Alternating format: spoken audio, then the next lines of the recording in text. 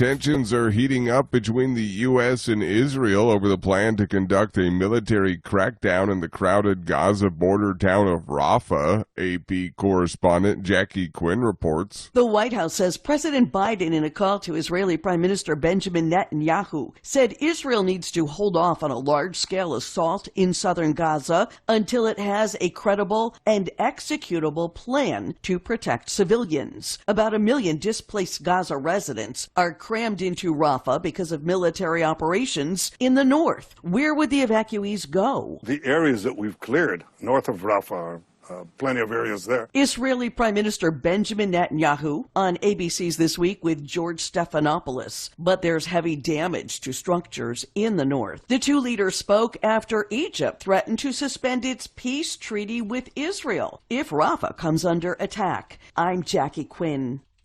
Hundreds of thousands of people chanted death to Israel in rallies across Iran to mark the Islamic Revolution's 45th anniversary on Sunday, with some burning U.S. and Israeli flags amid the ongoing war between Israel and Tehran-backed Hamas. Israel's 4-month-old war on U.S.-designated terrorist group Hamas in Gaza has rippled across the Middle East, with groups backed by Iran mounting attacks on Israeli and U.S. targets. The number of people killed by a landslide in the southern Philippines has risen to 54, the provincial government said on Sunday, as rescue workers dug more bodies from the mud. The landslide struck on Tuesday night near a gold mine, bearing homes and vehicles shuttling employees to the site. Torrential rains have battered the area in recent weeks. This is VOA News. Ukrainian officials said on Sunday Russian forces launched 45 drones over Ukraine in a 5.5-hour barrage. The strikes come as President Volodymyr Zelensky continues his reshuffle of Ukraine's war cabinet after naming a new military chief on Thursday, with Kyiv trying to maintain momentum against attacking Russian forces as the war enters its third year.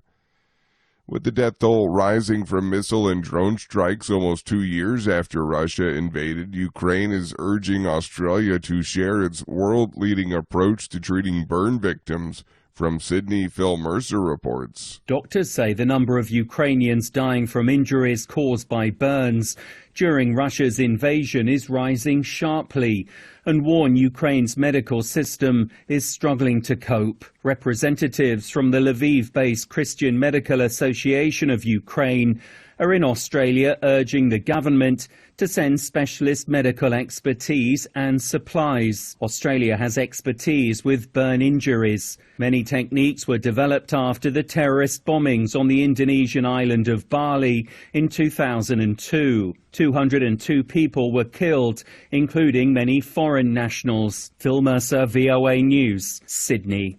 Pope Francis and the President of Argentina shared an embrace after the pontiff canonizes Argentina's first female saint.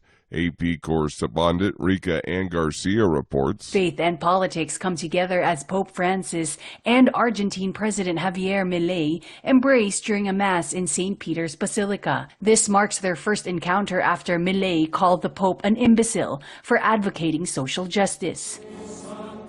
Argentina's first female saint was canonized, attracting crowds to the ceremony. President Milei greeted supporters before leaving the basilica. Nearby, protesters gathered, and one of the picketers explained why they were there. Because the government of Argentina proposes the privatization of natural resources and a social shock. There could be a reaction from the provinces, which could lead to a civil war. President Milei is meeting privately with Pope Francis, and he will be speaking with Italy's president and far-right leaders. I'm Rika Ann Garcia. A Taliban spokesman says 2 Afghan prisoners who were held in U.S. custody for at least 14 years at the Guantanamo Bay Detention Center after 2002 have been released from house arrest in Oman. The U.S. detention center at Guantanamo opened after the 9/11 attacks. It became notorious after reports emerged of detainees being humiliated and tortured.